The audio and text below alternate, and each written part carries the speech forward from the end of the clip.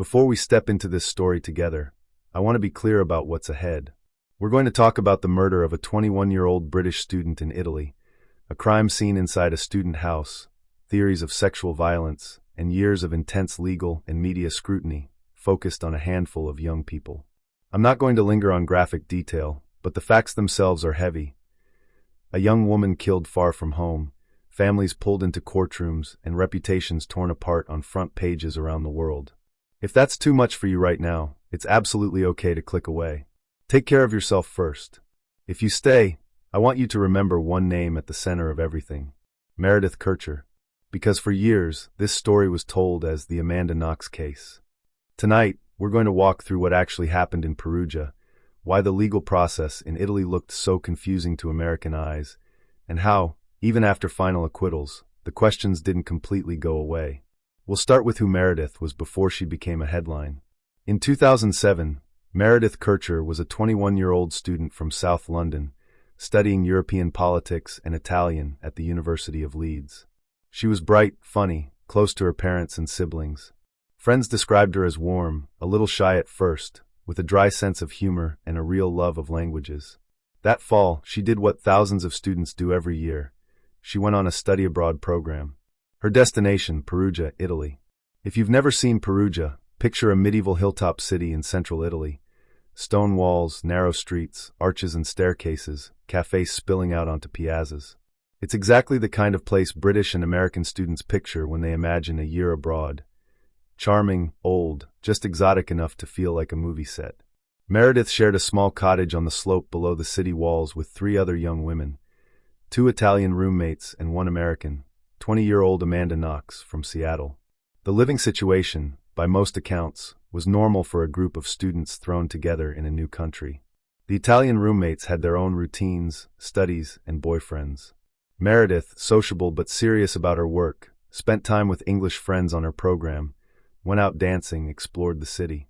Amanda, more free-spirited, played guitar, smoked some weed, worked at a bar in town, and started seeing a local engineering student, Raffaele Sollecito. If you've ever studied abroad, you know this kind of vibe: mismatched personalities, new friendships, a mix of independence and naivety. By late October 2007, they'd been living together for a couple of months. Meredith's Italian was improving. She'd been writing about her life in Perugia, emailing friends back home about the food, the nightlife, the experience. She planned to go home for Christmas. She had about a month left to live. On the night of November 1st, 2007, Perugia was still buzzing from Halloween. There had been a costume party in town the night before. Students were still in that late autumn, mid-semester rhythm. The exact movements of everyone that night are still argued over in painful detail, but a broad outline looks like this. Meredith had dinner with friends, then headed home to the cottage sometime around 9 p.m. Amanda spent part of the evening at her boyfriend Raphael's apartment. Their stories about exactly what they did, what time they ate, what they watched, whether they slept, would later become a central point of contention in court. There's weed, some missed phone calls, a computer that may or may not have been in use. It's messy, the way normal nights are messy, until every minute gets examined under a microscope. Sometime that night, someone went into Meredith's bedroom and attacked her. What we know from the forensic record is this: she suffered multiple stab wounds to the neck, defensive injuries, and signs of sexual violence.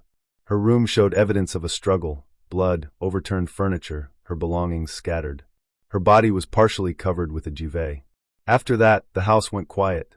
The next morning, November 2nd, started out like any other day in Perugia. Meredith didn't show up to meet friends. They assumed she was sleeping in. Students oversleep all the time. Amanda says she slept at Raphael's place. Late that morning, the 2 of them headed back toward the cottage. When they got there, they noticed some odd things. The front door was open, a window at the back looked broken. There were traces of blood in the small shared bathroom. Inside, Amanda showered, sent text messages, and moved around the house. She later said she thought maybe one of the roommates had a messy boyfriend, or someone had cut themselves. Not ideal, but not necessarily a horror scene. But Meredith's bedroom door was locked. Repeated knocks and calls got no answer. At some point, they called one of the Italian roommates, who was out of town, and then contacted the police. The call that actually brought officers to the house first wasn't a murder report. It was the postal police responding to two discarded phones that had been found in a nearby garden and traced back to the house. Just before 1 p.m., uniformed officers arrived at the cottage. They saw the broken window in one bedroom, the disarray in the bathroom, and the locked door to Meredith's room. Amanda and Raffaele were there. Neighbors and one roommate's boyfriend had arrived. After some debate about whether they had the right to break in, the boyfriend kicked the door open. What they saw inside would become the center of every headline for years. Meredith was lying on the floor near the bed, partially under the duvet, her room soaked in blood. This quiet student house on a hillside in Umbria had just become a crime scene. From this moment on, there are really two stories running in parallel. One is the story of what actually happened in that room, which, to this day, no one alive can tell with certainty except the person, or people, who were there. The other is the story of how police, prosecutors, journalists, and the public tried to make sense of what they thought happened, and how that process spiraled in ways that would trap Amanda Knox and Raffaele Sollecito for the better part of a decade. Let's start with the investigation. Italian police sealed off the cottage, but by modern standards, the scene control was not great. Multiple agencies, local Perugia police, National Scientific Police, prosecutors, moved through the rooms. Officers walked on floors later tested for footprints. Items were moved, then photographed. Evidence like a bra clasp was collected weeks later, after the site had been disturbed more than once. Years later, Italy's Supreme Court would describe the case's investigative history as undulating and point to clamorous investigative failures and omissions. Meanwhile, detectives started looking at the circle of people around. Meredith. In a small student house with no sign of forced entry on the front door, the people who had keys, roommates, boyfriends, friends, were natural places to start. Amanda Knox, as the roommate who had discovered the blood and called her Italian friends, quickly found herself at the center of attention. There were practical reasons. She'd been in the house that morning. Her story about the night before changed in small ways under questioning. Her behavior struck some Italian officers as odd. She kissed Raffaele outside the cottage, stretched and did a cartwheel at the police station while waiting to be questioned, smiled at inappropriate moments. There were also cultural reasons. Amanda was young, American, informal, and struggling with Italian. She reacted to stress in ways that didn't match local expectations of how a proper, grieving woman should behave. Italian and British tabloids zeroed in on that immediately. Within days, the nickname Foxy Knoxy, originally a childhood soccer nickname, was splashed across headlines, repurposed as something sexual and dangerous. Stories framed her as a femme fatale, a wild American student caught up in sex games and drug-fueled nights in a medieval town. That framing mattered. Once the media and parts of the investigation saw Amanda through that lens, every action, every laugh, every tear, every inconsistency, got interpreted as evidence of guilt. Raffaele Sollecito, her softly spoken Italian boyfriend of barely a week, was pulled into the same gravitational field. He'd been with her the night of the murder. His story about their movements wasn't crystal clear. He admitted they'd smoked marijuana and watched a movie. In the fog of that, he gave slightly shifting timelines. To investigators who already suspected Amanda, that looked like a man changing his story to protect her. On November 5th, for days after Meredith's body was found, Amanda was called back to the police station for more questioning. What happened that night is one of the most contested parts of this entire case. From the police side, they say she was simply interviewed as a witness, then as a suspect, and that when inconsistencies emerged, they pressed her, as investigators are allowed to do. From Amanda's side, she says she was interrogated for hours, through the night, without a lawyer, in a language she only partially understood, by officers who shouted, slapped her on the back of the head, and told her she was wrong when she denied being at the cottage during the murder. She says she was exhausted, scared, and beginning to doubt her own memory. What's not disputed is what ended up on paper. In the early hours of November 6th, Amanda signed a statement saying she remembered being at the house, covering her ears in the kitchen while her boss, a Congolese bar owner named Patrick Lumumba, was in Meredith's room. She wrote that she vaguely remembered hearing Meredith scream. It was not a clear, linear confession. It read more like someone trying to reconcile confusing flashes of memory with what police were telling her must be true. But to Italian prosecutors, it was enough. Patrick Lumumba was arrested at his bar and spent around 2 weeks in jail before his airtight alibi, customers and phone records showing he was working the night of the murder, finally persuaded authorities he had nothing to do with it. Amanda Knox's accusation against him, given under pressure and retracted soon after, would follow her for years in the form of a separate charge under Italian law: calunnia, malicious false accusation. Meanwhile, forensic work at the cottage was turning up something else. In Meredith's room and the bathroom, investigators found fingerprints and DNA that didn't belong to Meredith, Amanda, any roommate, or Raffaele. It belonged to a young man named Rudy Guede, an Ivory Coast, born drifter who had been hanging around Perugia, sometimes sleeping in squat apartments, sometimes spending time with students and local kids. His bloody palm print was on a pillow in Meredith's room. His DNA was found inside her body and on her clothing. A shoe print matched shoes he was known to wear. By the time police went looking for him, he was gone. He was picked up in Germany in late November, extradited to Italy, and questioned. Guede admitted he had been in the cottage that night, said he'd gone into the bathroom with stomach trouble, heard Meredith arguing with someone, emerged to find her bleeding, and fled in panic, leaving his DNA all over the scene, but insisting he wasn't the killer. Italian law allows defendants to choose a fast-track procedure, where they accept a trial based largely on the existing file in exchange for a possible sentence reduction. Guede chose that route. In 2008, he was convicted of participating in Meredith's murder and sexual assault, and eventually received a 16-year sentence after appeals. Italy's Supreme Court, in confirming his conviction, accepted that he was an active participant in the killing and explicitly stated that more than one person was involved. But Guede wasn't the only one facing a courtroom. Amanda Knox and Raffaele Sollecito were charged separately and would go through something that's very hard for American viewers to wrap their heads around: multiple full trials, multiple appeals that functioned like retrials, and conflicting verdicts.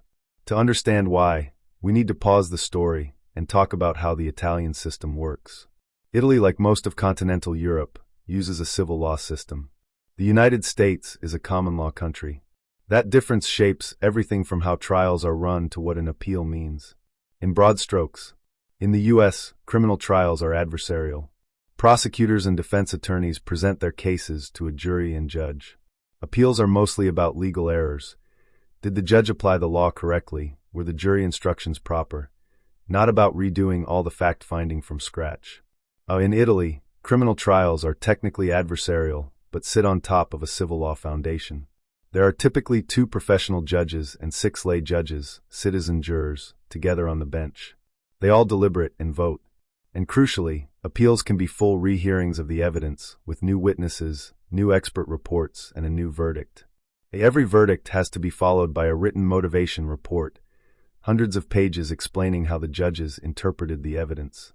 When you hear references to the Massey Report or Hellman Report, those are the motivation documents from different stages of this case. On top of all that is the Corte di Cassazione, the Supreme Court of Cassation, which doesn't retry the facts but can annul lower court verdicts if it finds serious problems in legal reasoning or procedure, and then send the case back for yet another appeal. For an American audience, the easiest analogy is this: imagine if you could do your entire trial over again at the Court of Appeals, not just argue about mistakes, and then have the Supreme Court send you back for yet another full retrial if it didn't like how the appeal judges reasoned their decision. That's why Amanda Knox's legal saga went in such dizzying circles. Her first full trial, alongside Raffaele, began in Perugia in 2009. Prosecutors, led by Giuliano Magnini, presented a now infamous theory: that Meredith's murder was the result of a drug-fueled sexual game gone wrong involving Amanda, Raffaele, and Rudy Guede. They argued that Amanda resented Meredith, that there was jealousy and tension, that a fight escalated into violence. They leaned heavily on contested DNA evidence. A kitchen knife taken from Raffaele's apartment said to carry Amanda's DNA on the handle and Meredith's on the blade, and a bra clasp from Meredith's room said to bear Raffaele's DNA. The defense attacked that evidence as contaminated and poorly collected. They pointed out that Amanda's and Raffaele's DNA was entirely absent from the actual murder room, despite the level of chaos and blood there, and that Guede's was everywhere.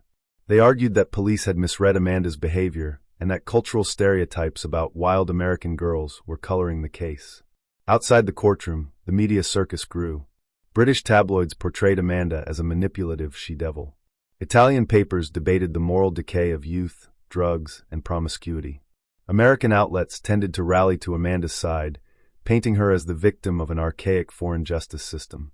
Meredith's family, caught in the middle, repeatedly asked reporters to remember that their daughter, not Amanda, was the one who was dead.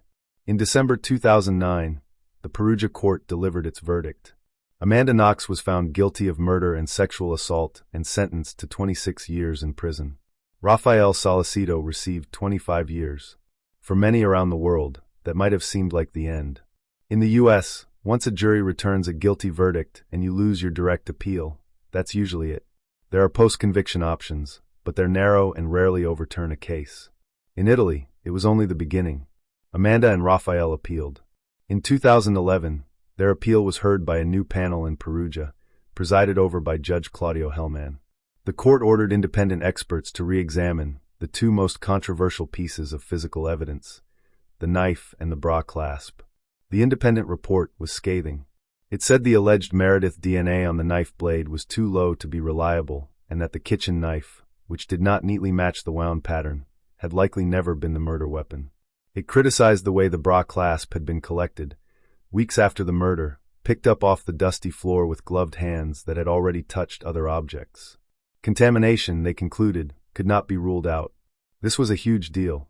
If the knife and clasp were unreliable, the already circumstantial case against Amanda and Raffaele began to look very thin.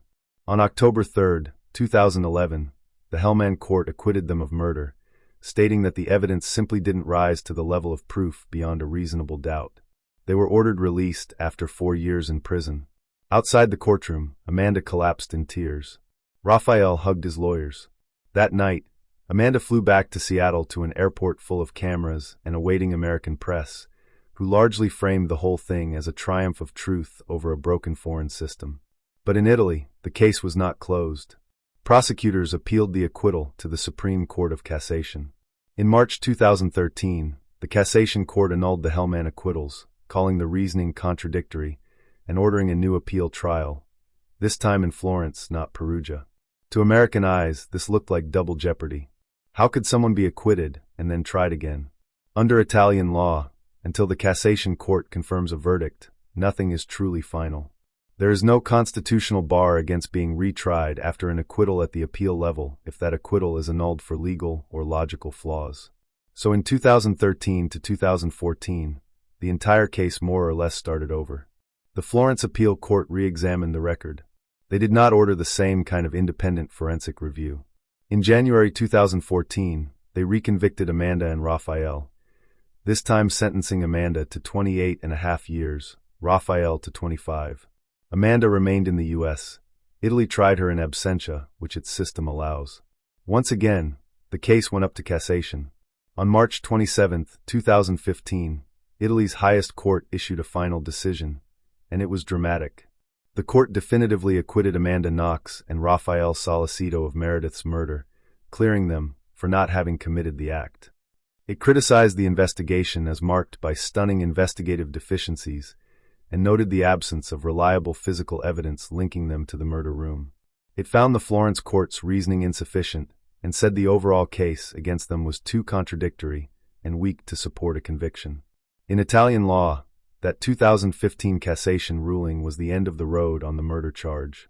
You can't be tried again for the same homicide once cassation has acquitted you. But two important things remained. First, the court left standing Amanda's conviction for calumnia, slander, for having falsely accused Patrick Lumumba during that chaotic November interrogation.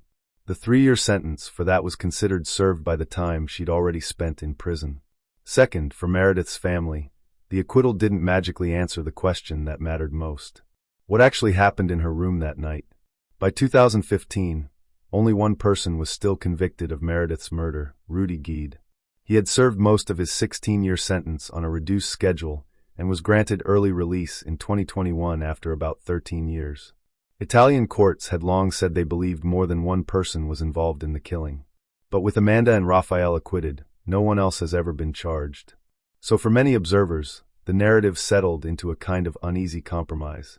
Meredith Kercher was murdered by at least one person, Rudy Guede, who left clear forensic traces at the scene. The investigation into her death was deeply flawed, particularly in how it handled evidence and interrogations. Amanda Knox and Raffaele Sollecito were wrongfully convicted of murder and ultimately acquitted not on a technicality, but because the highest court found the case against them fundamentally unproven. And yet, questions linger about whether Guede truly acted alone, questions that may never be resolved in a courtroom. That might have been where the legal story ended. But in Europe, there was another layer, the European Court of Human Rights. Amanda Knox brought a case against Italy to the ECHR, arguing that her rights had been violated during the November 2007 questioning that produced her accusation against Lumumba. In 2019, the court agreed. It found that Italy had failed to provide her with a lawyer or adequate interpretation when she was effectively being treated as a suspect, and that this violated her right to a fair trial. The ECHR awarded her damages and criticized the way the interrogation had been conducted. In response, Italy reopened the slander issue.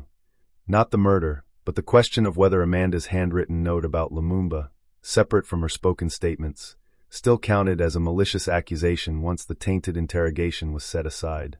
In 2024, a Florence court again upheld her slander conviction based on that handwritten note, and in early 2025, Italy's highest court confirmed it.